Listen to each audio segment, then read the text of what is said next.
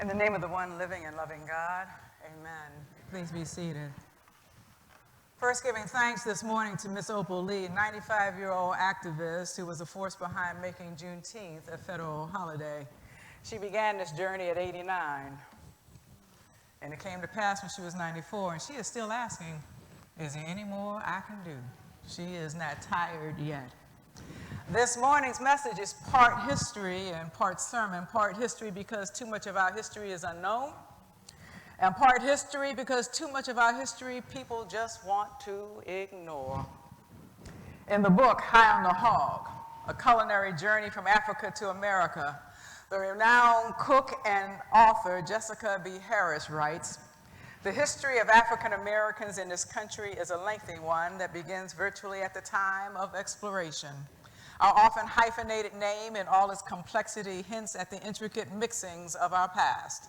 We are a race that never before existed, a cobbled together admixture of Africa, Europe, and the Americas.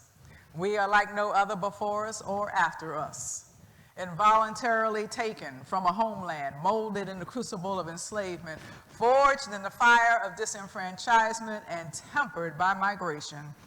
We are all too often remain strangers in the only land that is ours." And then the world-renowned author, filmmaker, and anthropologist Zora Neale Hurston wrote, "Sometimes I feel discriminated against, but it does not make me angry. It merely astonishes me. How can any deny themselves the pleasure of my company? It is beyond me."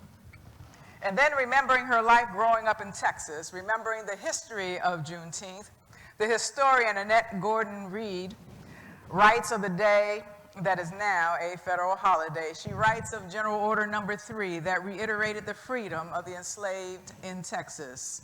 "The people of Texas were informed that, in accordance with a proclamation from the executive of the United States, all slaves are free. This involves an absolute equality of personal rights and rights of property between former masters and slaves.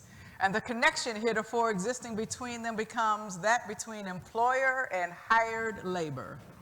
The freedmen are advised to remain," you hear that, "the freedmen are advised to remain at their present homes and work for wages.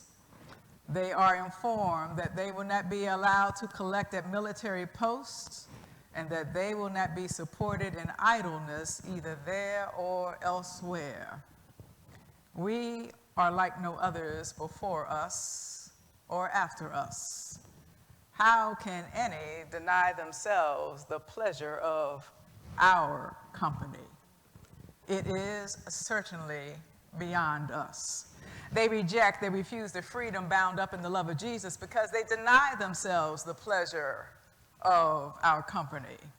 We were to be free, a freedom that involved an absolute equality of personal rights. However, the formerly enslaved were cautioned to remain on the plantation and work for wages, as if that was going to be an automatic outcome of the Emancipation Proclamation, that equality would just come. That freedom was tenuous.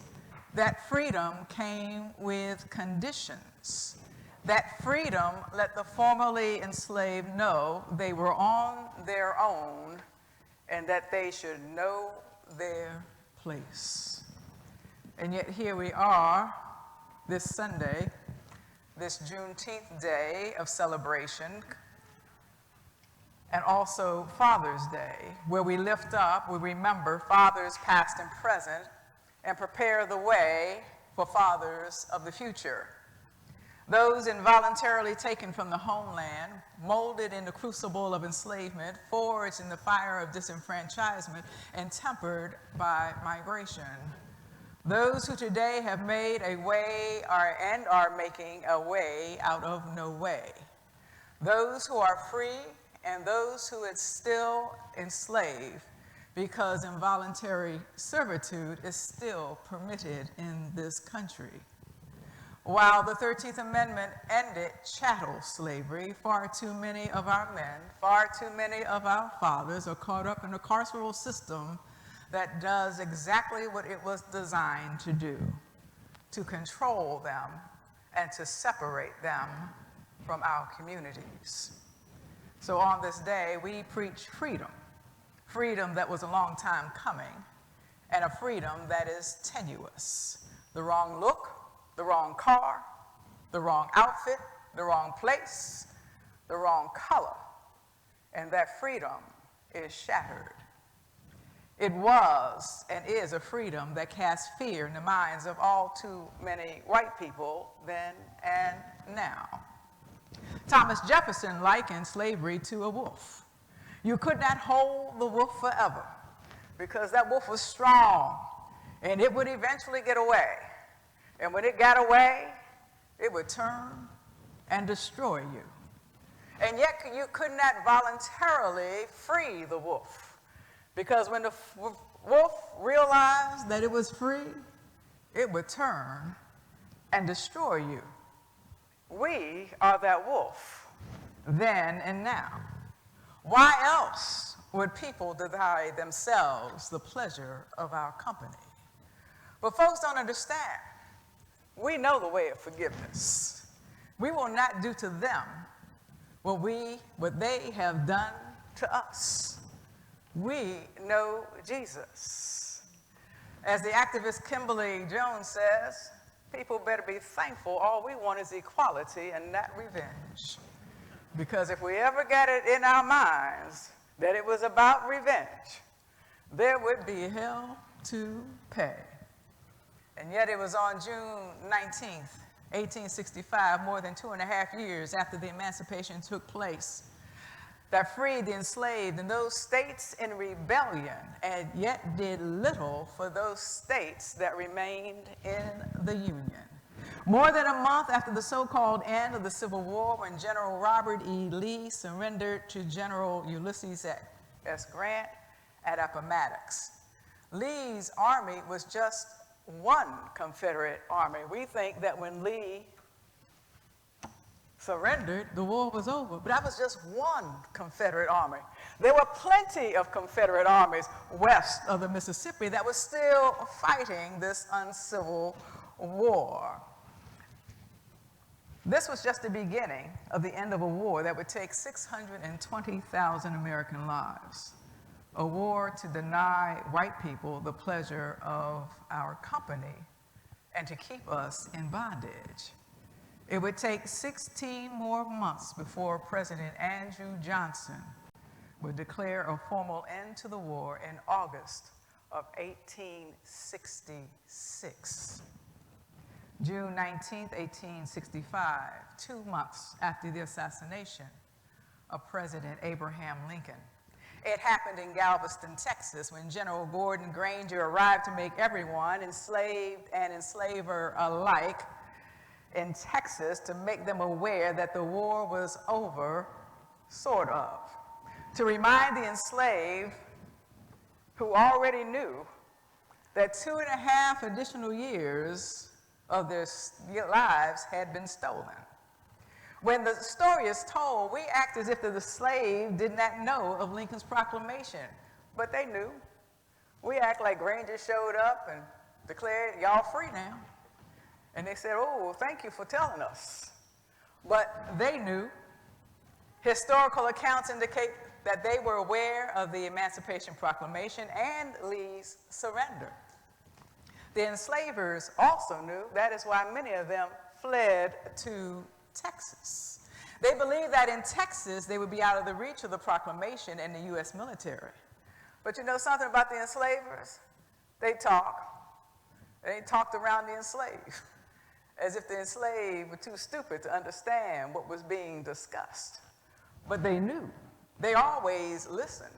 And they used the enslavers' arrogance, the enslavers' willingness to talk within earshot of the enslaved to know what was going on. The enslavers were too stupid, too arrogant to believe that the enslaved would understand what they were saying about what was going on. but they knew. And it was a glorious day when the word began to spread that finally they were free. But this freedom was tenuous because our people were not legally free until December 8th, 1865, when the 13th Amendment to the U.S. Constitution was ratified by 27 of the 36 states. Not all states ratified that amendment. For the enslaved in Delaware and Kentucky, freedom did not come until December 8th, 1865. They dragged on a little bit. Delaware and Kentucky, two of the states that did not ratify the 13th Amendment. They were two of the border states who kind of like sat between the North and the South, but they wanted to keep their enslaved. Mississippi was the last state to ratify the 13th Amendment in 1995. I did not misspeak. 1995, the state of Mississippi ratified the 13th Amendment. Freedom is precious. Freedom is tenuous. Freedom, with all the proclamations and general orders and amendments to the U.S. Constitution and laws, freedom is tenuous. Yes, there was the Emancipation Proclamation, and there would be the 13th Amendment, just as there have been Civil Rights Acts and the Voting Rights Act, but they are all mere promissory notes. They come with a promise of freedom, because freedom must be enforced in this country. It's interesting. Freedom has to be enforced, but injustice, people just acquiesce to it. You don't need anybody to enforce it. People just go along with it. But when you say, no, we're going to be fair, we're going to be just, it has to be enforced. And that is why General Granger was there in Texas. He came with the power of the U.S. Army to enforce the proclamation, because without enforcement, the enslavers were not going to give up their meal ticket. Those of us of a certain age, we remember when the Little Rock Nine integrated Central High School in Arkansas after the Brown versus Board of Education decision. The decision, integration, had to be enforced by National Guard. National Guard. When Ruby Bridges, 6-year-old Ruby Bridges, integrated William Frantz Elementary School in Louisiana, the law had to be enforced by the U.S. Marshals. When the Civil Rights Act of 1965 and the Voting Rights Act of 1965 were passed, they had to be enforced, because people don't give up their right to hate just because you sign on the dotted line. They don't willingly give up their right to deny themselves the pleasure of our company. And so while it may seem the story comes to us, General Granger and maybe 4,000, 6,000 troops arrived at Galveston. In fact, it was 50,000 troops, and they had to occupy all of Texas. Not just Galveston, but they had to occupy Texas to enforce freedom, because the enslavers and their allies were not only refusing to free the enslaved, they were still dealing in human flesh. They were still buying and selling Africans. And with this occupation, they began a systematic program of terrorism and murdered over 400 Africans who dared say, I'm leaving. Terrorism. Granger had to teach those who remained in rebellion that they too had to follow the law. The enslavers had to be taught the futility of trying to maintain that peculiar institution. Freedom is tenuous, and we must forever continue to fight for our freedom. We cannot be comfortable because it seems that we are free, that absolute equality is a reality. In fact, it is an illusion.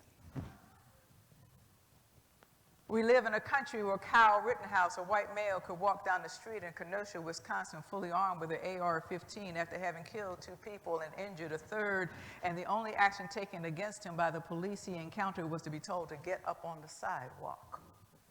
While Ahmaud Arbery, an African-American male, is gunned down, murdered simply for jogging while black, Kyle Rittenhouse was acquitted on all counts. That would never have happened to a black person. Never. Freedom is tenuous. And on this day when we celebrate freedom, we go to the Gospel of Luke. And there are 3 ways to see freedom, 3 ways, and the choice, the option is yours. It's interesting about the biblical text. There's no one way to interpret it. There are people who would like for us to believe that there's only one way, but there is not one way. How people saw it 2,000 years ago is not how people see it today, because things have changed somewhat from the gospel. Then they arrived at the region of the Gerasenes, which is opposite Galilee. As he, meaning Jesus, stepped out on shore, a man from the city who had demons met him. For a long time he had not worn any clothes, and he did not live in a house but in the tombs. When he saw Jesus, he cried out and fell down before him, shouting, "What have you to do with me, Jesus, Son of the Most High God? I beg you, do not torment me." For Jesus had commanded the unclean spirit to come out of the man. We know that mental illness, mental disease, was cast as demons or demonic possession in the Bible. This man was an outcast in the community. His vulnerability was likened to him wearing no clothes. He was exposed. He was so feared that he was bound by shackles and kept under guard.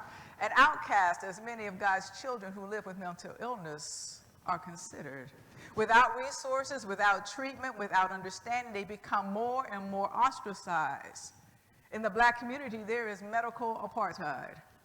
Not everyone has medical coverage that provides mental health treatment, and when we look at the unhoused, those who may be beset by mental illness, those we see in this area that we call home, the majority of African Americans, they are vulnerable. Their freedom is limited not only by race, but by racist health and health outcomes. The inability to obtain the treatment they need, and so they remain on the outskirts. They remain outcast in the tombs and shackled by something that is out of their control.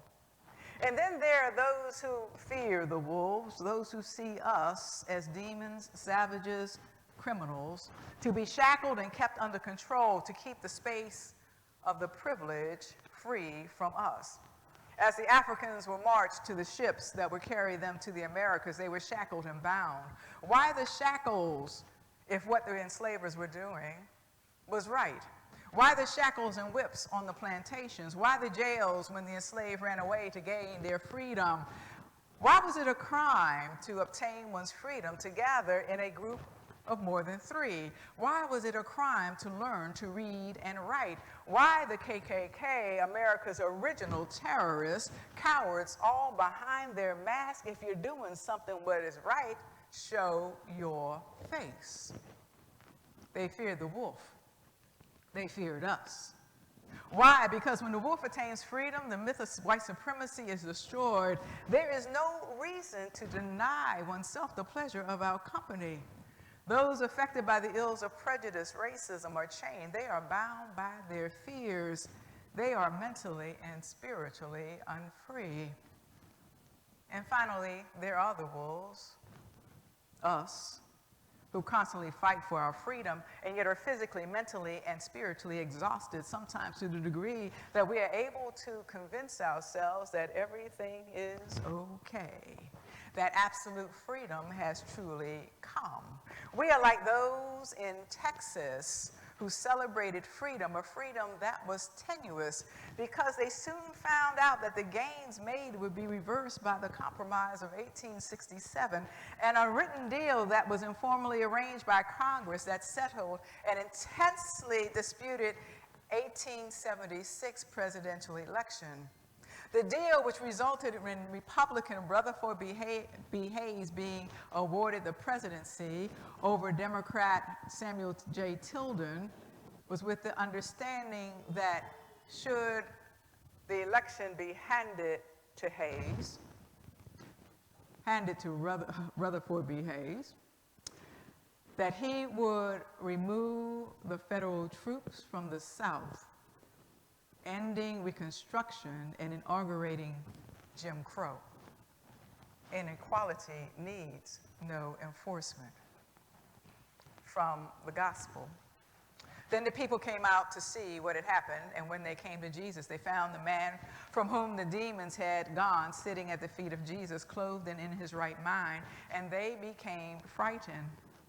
Those who have seen it told them how the one who had been possessed by demons had been healed. Then the whole throng of people of the surrounding region of the Gerasenes asked Jesus to leave them, for they were seized with great fear. What happens when Jesus is in your life? When the love of Jesus takes hold, when anyone opens themselves to the demon-destroying love of Jesus, that's sin that keeps people from enjoying the pleasure of our company. When they open themselves to the love of Jesus, they can be healed. But for all too many people, as we have seen, that love is refused and they continue in their sin. Still, there are some who might see the light. There are some who do see the light, whose minds and hearts are changed. There is repentance, and they accept the life-giving, the life-saving love of Jesus. And for those, we are grateful. They are then clothed and in their right minds. They are healed.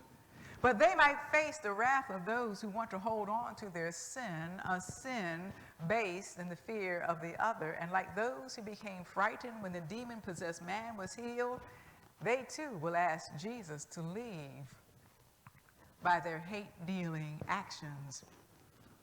Jesus has promised life and has promised it more abundantly, but only those who follow him, who walk with him, who accept his soul-saving, his freedom-saving love, who see Christ in everyone, will ever be truly free.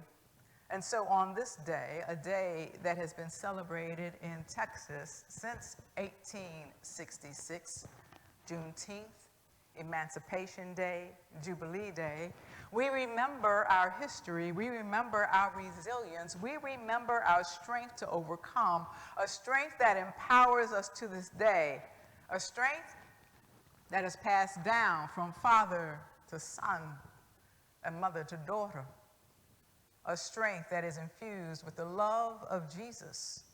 And we will never cease our struggle for absolute freedom.